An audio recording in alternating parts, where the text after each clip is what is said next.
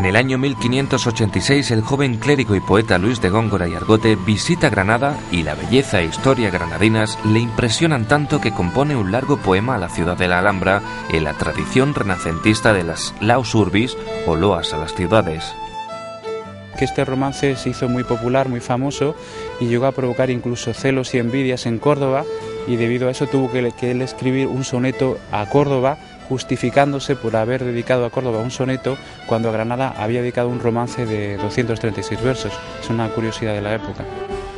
Así nació su célebre romance Ilustre Ciudad Famosa, que ahora la empresa Cicerone Cultura y Ocio recuerda con motivo del 450 aniversario de su nacimiento a través de una visita por los lugares que menciona el romance: la Chancillería, la Capilla Real, la Catedral, la Universidad Vieja y el Corral del Carbón.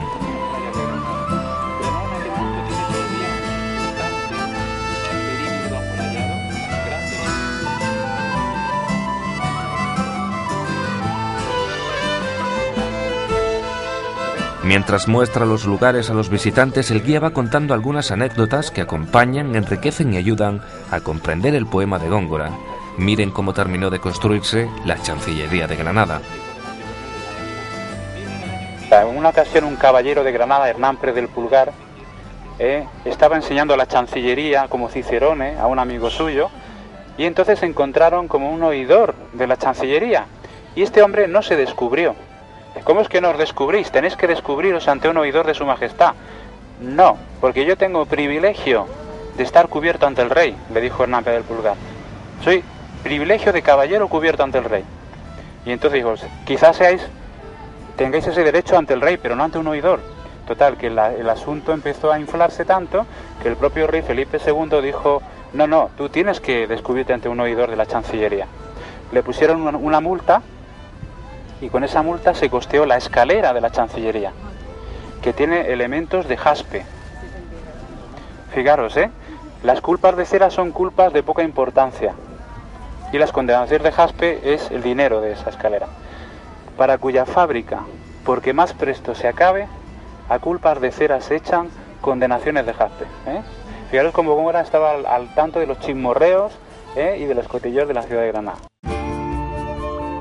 Luis de Góngora era sacerdote, pero no tenía muy buena fama, pues sus conocidos le tacharon de taur, que no quiere decir lo mismo que ahora, sino que en el siglo XVI un taur era un jugador de cartas empedernido porque casi siempre perdía y trataba de jugar hasta ganar. Un Góngora pues muy mundano, no como podríamos imaginar un clérigo, era bastante mundano, le acusaban de andar muy de mozo, cosa que no debía ser en su condición de clérigo, y deciros que el propio Quevedo pues le va a acusar de que más que clérigo le gustan más las mancebías y los garitos que dar misa. Sacerdote de Venus y Baco, misal apenas, naipe cotidiano. Sacerdote de la diosa del amor, Venus, sacerdote del dios del vino, Baco, misal apenas, naipe cotidiano.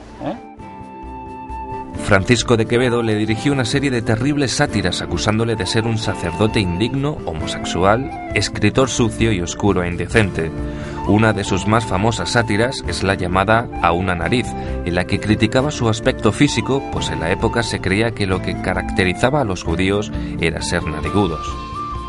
Los zaguanes que eran habituales en aquella época, y que en una época en la que la higiene, como sabéis, estaba solo regular, donde se orinaba donde se podía, pues uno de los lugares eran los zaguanes. Entonces, con la gente que venía con urgencias se metía en los zaguanes y orinaba.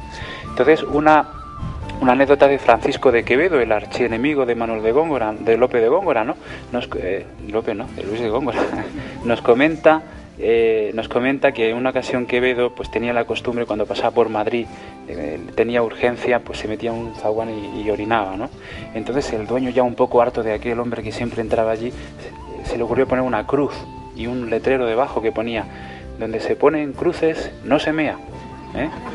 Qué sorpresa al día siguiente cuando baja este señor y ve que de nuevo han orinado, que pone: donde se mea no se ponen cruces.